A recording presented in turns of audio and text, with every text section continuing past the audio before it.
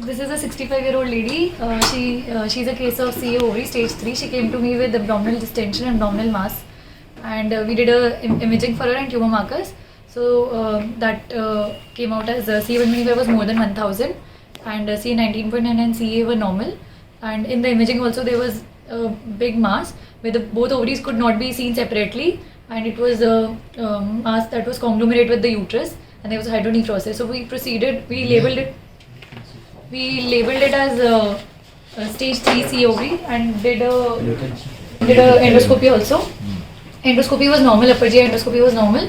Then we did a biopsy. Biopsy was hydrate serous. We proceeded with neoadjuvant chemotherapy. She received 3 cycles of chemotherapy. Unfortunately, the last cycle was in December. After that, we planned her for surgery, but she's a very high risk patient. She had diabetes, hypertension, CAD, there's a stent in situ, nephropathy. So because of all these high risk factors, it was very hard for us to make her PSC fit. Now she's PSC fit, and we are taking her up for interval debulking tomorrow. And we require surgical assistance because there is loss of fat pains with the sigmoid. But it is clearly written, and it is we can see on the imaging also there is no infiltration. So she has received how many cycles? 3 cycles. Yeah. And how was she as a responder? Partial response was there. Initially the mass was 26 week size, and now the mass has reduced to 18 weeks, 16 to 18 week size. There is no free fluid now. See it on a view, but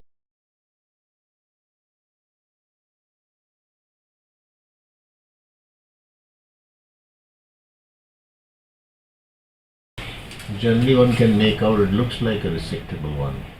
Yes, I got my Bristow scoring also done for this patient. What is the Bristow scoring? So that is score 2 only for pelvic side wall. It is near the pelvic side wall. Now for the benefit of others, can you Sure. out what is Bristow scoring? So that is a CT based scoring to predict if the tumor will be optimally debulked or not. So I take the patient for CT So before. when we are using the term debulking, when we were talking about debulking, what exactly is in the mind? Because this is only confined. It's the more technical term is cytoreductive surgery, Yes. rather than debulking. Yes. Because debulking sounds very non-scientific. You just we try to do an R1 kind of Yes. section in ovary and. And when we have pseudomyxoma peritoneum due to colorectal or appendicular mucosa, that's where you may actually do that. So what's the Bristow? So this is a very old score, but it is a validated score for CECT. It helps. It has got 12 points. It helps us to predict if we'll be able to do an optimal cytoreduction in the surgery or not. If we see that the score is more than 4 according to the various points, then we take the patient for NACT, get a shrinkage of the mass, and then again do an imaging, and then review for surgery. And basically, actually, Bristow is just another criteria like we have racist. Yes. So racist is. Resist is for after chemotherapy. What is racist? Radiological. No problem. What is it? Response evaluation criteria in solid tumors. It is for solid tumors, and there are 3 criteria in RECIST. So the first one is if there is more than 30% reduction, that means there is optimal response. If there is 20% reduction or up to 20%, that means this disease is stable. And if there is more than 20% increase, then it is a progressive disease. See, residual or static or progressive disease is taken as no response. No response. So when you talk of partial, it's when the patient is responding. If the patient is static, if the disease is static, that again is no response. No response. Progression is obviously no response. So that is what. If you are only standing, you are not walking. Yes, true. The static is not taken as good. It is also a problem. That it's not responding at all. So, going by the Bristow criteria, what is it? What are the parameters you look at? So we look at if there is ascites on all cuts of the CT, if the mass is reaching up to the pelvic wall, or there is parametrial involvement, or there is hydroureter. We see the pelvic lymph nodes, infrarenal, We see the paraortic lymph nodes, infrarenal, suprarenal, size of the nodes more than 2 centimeter, less than 2 centimeter. We see peritoneal thickening, peritoneal implants. We see if there are deposits in the liver, parenchyma, any size, or if there is surface deposits of more than 2 centimeters, if there is diaphragm involvement, if there is diffuse plaque-like diaphragm involvement, or there is deposits. We also see, other than that we see performance score of the status is also taken into Performance account. status. So Yes, sir. basically that gets also included. So now, what is the ECOG status of your That is patient? Eastern Cooperation. Now, what is it in your case? How much is it? Zero For or this one? patient, it is initially it was poor. Now she is improved functionally. Now it is 1. One. Now it is 1. So at what breast you would consider cytoreduction? Less than 4 means that optimal cytoreduction is predicted. So Excellent. Yes, that's right. So less than 4 and with an ECOG of up to 1, we can go for cytoreductive surgery. And our plan would be to do peritonectomy along with removal of all the deposits everywhere. What about the deposit on liver?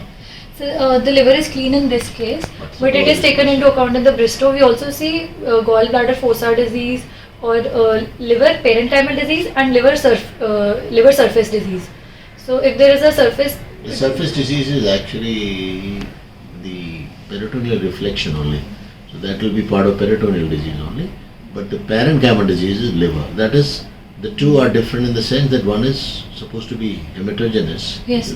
Then that would be the M1 yes, disease. It is in any case always M1. that is stage So, 4. so basically, the difference would be the first one gets treated as a part of total peritonectomy. You Yes. remember the last one we did? We went on the triangular ligaments. Yes, we yes, got the whole Liver was mobilized and mobilized, we saw and the bare we area. could actually see, and then we can go to the bare area and come down. Yes. And then the plan is the same. The approach would remain just the same. Anything about the plan that we should have? We should go below upwards or above downwards? So below upward is Below. Below upwards, below. See, an average pelvic surgeon would think of pelvis first. But above downwards, the advantage is anything that you're peeling down is easier to peel down from above downwards, so that your maximum intensity is below. Both are correct, but it is, it's always, if you have to peel down a mountain, how do you do that? You don't go up to the roof, no? You bring it down. So if you start from, say, the paracolic gutter, Yes, sir. that's what we did last time, Yes, sir. and just take the entire anti-peritoneum out from here, then you can keep traction and you can keep getting the peritoneal reflection all sorted on both the sides. Coming down into the pelvis, it narrows. That's where you start clearing off. How about the block dissection? Should we take out the lymph nodes or we should not? So in this case, post chemotherapy, the lymph nodes are subcentimetric. So we need not take them out. That will only prolong the surgery and not add to the OS benefit. So we can leave them behind. Had those been more than 1 centimeter, had those been bulky, we can see introp also. If they are bulky, we can take them out. Otherwise, we can leave them behind. You've been involved in it, so. Sir, if we think they are on one side, See, the point is, when you're taking the peritoneal reflection away, so in any case, the pelvic lymph node dissection would be from the bifurcation of common eye legs down. So when doing the peritoneal reflection, they come along with it. So unless they are coming along with, if they are coming along with it, there is no problem. But Yes, one sir. doesn't need to go chasing if the imaging doesn't show Yes, sir. that they are more than 1 centimeter, Yes, sir. and that too,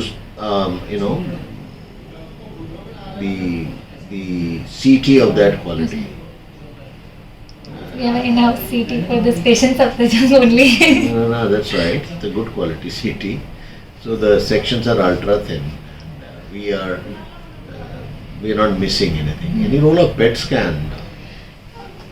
There is a role of PET scan, but we should have done it before. It should have been a baseline PET scan also. Excellent but- point. Yes, absolutely And correct. only- You should use the imaging that you used before neoadjuvant chemotherapy. Before you can't change it now, but then you can use a PET RACIST criteria, Yes. where you have PET scan and Metabolic activity. metabolic activity and an atypical response. So metabolic response and anatomical response both can be evaluated, right? Do you also understand? Yes, sir. So we will get the the complete understanding of response. It's very important to assess the response. Yes, sir. Basically when you're taking a patient for cytoreductive surgery, especially peritonectomy and radical peritonectomy, you should be very careful about selecting your case. Yes, sir. It's not a place for a trigger-happy surgeon. Yes, sir. It's a place for, you have hotshot surgeons that will get everything out, but then it may not really benefit your patient. But a treatment should never become worse than the disease. Yes, sir.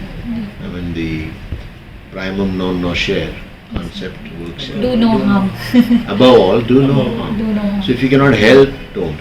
Sometimes it's very tempting. There's a solitary liver metastasis, but you're not understanding the disease then. You remember that case? I remember, sir. In fact, that's the time you're very tempted. I have not seen it also, so I would like to see exactly the word that she used. He said, if we can remove this also, I have not seen it being done. That's not how we do it. That's what I told you, no? That patient is doing very well. She got her stomach closure done. Yeah. So they do well if we do well. It's related to how we do our job. But I'm so glad you know your case, and we will plan it. And the CT shows.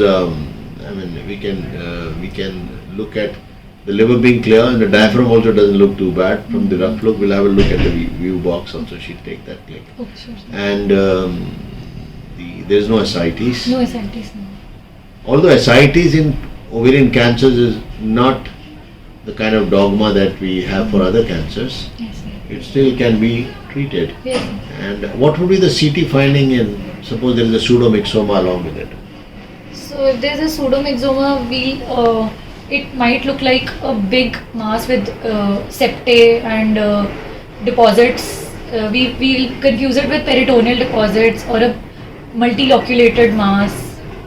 And the other differential can be tubercular also if there is septae and deposits everywhere. See, classically, ascites is out of proportion to pedal edema, they say it's either tubercular or malignancy, right? Yes. And the malignancy is mostly, you've seen the picture in the Old Bailey, big abdomen and thin legs. That's how they used to perceive it. Massive ascites, where the disease may not be so bad. The ascites could be scaring the hell out of you in colorectal or other cancers, but here it is not. It is known to happen alongside. The problem is these patients are so malnourished that they don't do well with the treatment. That's also a problem. So performance status becomes important. On CT, it looks on clinical examination. You can actually feel the peritoneal deposits. deposits. Yes, sir. While they are not the kind of peritoneal deposits that you'll have in metastatic disease from other parts of GIT. So, and when you open up, I think you can share the picture. It is like a jelly, Yes, sir. Gelatinous. gelatinous stuff coming out the moment you open the peritoneum, and it just keeps coming out in your hand. It's a surgery which you should do very selectively. It's not something, and then adding HIPEC to it has the advantage. So that is a complete package if you really want to offer the best. So the HIPEC therapy is with pressure, and also the temperature being a little higher, the surface area of the peritoneum, everything helps in its absorption. But that can also serve against it, because that it can get absorbed to produce toxicity. So therefore again you need to be very careful about patient not having any nephrotoxicity. Performance status is good. So cardiotoxicity. Cardiotoxicity. Because drugs that you're going to use can be very, very toxic. We need good backups also for We need a very good backup, and we will do it tomorrow morning and just prepare the same way. And actually the incision should be smaller to begin with. Okay, sir. It should only be extended when you think you're going to proceed further. Yeah. That's a common sense approach in surgery. So don't just make a big incision then start sitting inside and looking for it. Which is the case, because gone are the days when we would say big surgeons, big incisions, because they have to live inside. But that's not required. There was a time when it was believed that a tiger surgeon is one who can take any tumor out unless it is fixed to the operating table. So that is no longer valid. We should not cause morbidity. No treatment should make it worse Yes. for the patient. So that's it. Any questions, Junaid? Sir, suppose even after the neoadjuvant chemotherapy, the breast loss score is still more than 4. Can you still offer surgery for the palliative intent? We have two options, either to go for a debulking surgery, in which we'll probably do a R2 or R1 resection, or the other option of continuing more chemotherapy, adding or changing the agent of chemotherapy, and then attempting for surgery. You mean the second line? Second line chemotherapy. The only problem is each time make it a point. That is what we do in all our cancer cases. We discuss the case in the Tumor bone. MDT. MDT. And the second line chemotherapy I have seen also doesn't work. What it can do is it can bring down the performance status of the patient. Then it is the tumor is responding, but the patient is fit for nothing. Then the patient is not even fit for a haircut. You have lost it already. So this is a tricky decision. Even if you have a partial response, surgery offers a very good option, provided you can give HIPAC. That is where HIPAC comes in more handy and more useful. But it's a valid question because it does create that Confusion. doubt. Grey area, what to do doubt. next. It's a grey zone. No, this surgery by itself is a grey zone. Yes, sir. So we are in the grey zone. We try to stay more towards white of it, Yes, sir. but it's still grey. We cannot justify all surgeries, but they do well. Otherwise, they don't have a chance anyway. So that is why we look at it. Importantly, when you're tomorrow and you're keeping the instruments ready, everything ready, try to keep a malleable retractor because that is very useful to keep the bowel away. Yes. And you can, like we do in APR, Yes. so that malleable retractor is available, you can do that. And of course, harmony can Yes, do we it. have. Any questions, Sukriti? Anything you want to know? Fine? Yes. So we go with the Bresto less than 4 protocol, ECOG 1 or close by, and what consent would you take from the patient, especially your case? I've already written the consent. So, So I've taken a consent for. no, generally speaking, for academic purposes, Yes. if I may ask you, suppose you're doing your fellowship exam, Yes, so which you would be, I'm sure you're going to do very good. Now, what would be an ideal consent? That's a very difficult question because to tell a patient that you've got a disease which is not curable yes, and I'm going to do some kind of a palliative work yes. which may turn out to be curative. So how do we tell this story in the patient's terms? In the patient's language only, I'll explain that we'll be going in for a No, that's major okay. I surgery. mean, not the technical, the one that you routine run-of-the-mill stuff like you're doing this, you're doing this, and we're very nice people, we take care of everything. Yes. We're very good surgeons, we take care of everything. That is there. What is something very particular, specific, like I'll ask you, would you take a consent for stoma? Yes, sir, I've taken. Yes, sir. Would you take a consent for a possible failure and abandonment of procedure? Yes, sir, we have to take that consent also. Thirdly, you should take a consent Yes. for any associated, rebound ascites that may happen later on. Yes. And fourthly, the quality of life is going to be better. That's what you tell the patient. Otherwise, patient should be mentally, completely involved in the work. And actually, patient should also contribute towards her own healing. Yes, sir. It shouldn't be just us. Yes. And it's wrong to believe it's, only ignorant people are arrogant, Yes. If you truly know, then you'll be very humble because you get to know that you know so little. Yes, true. That's You know how something to- I've also noticed. Ignorance, People who actually know are very down to earth. ignorance leads to arrogance because you don't want people to know you're ignorant, and secondly, you have to cover it up. And in the process, you remain ignorant. So best thing is to commit your own quota of mistakes. And life is too short to learn only from your own mistakes. So learn from others' mistakes also. Don't commit all your mistakes, but learn quickly. And there is no mistake. There are only lessons. But repeating a mistake is a decision. That means you have decided to do mistakes only. That's not acceptable. One mistake, one lesson, and you should move on. So one I observe, usually it's very, very common mistake is that you identify ureter because you're preoccupied with it, but the blood supply to ureter may be damaged. That's one, the gonadal vessels. And secondly, don't overdo. Overkill Yes. doesn't help in these patients. We'll be defensive on account of the patient, aggressive on account of the disease. So you should be aggressive Yes, for the true. disease, but defensive for the Yes. patient. And the safest approach is believe that it's somebody related to you you're operating. The decisions will automatically happen. True, sir. Right? Yes. Okay, bye-bye.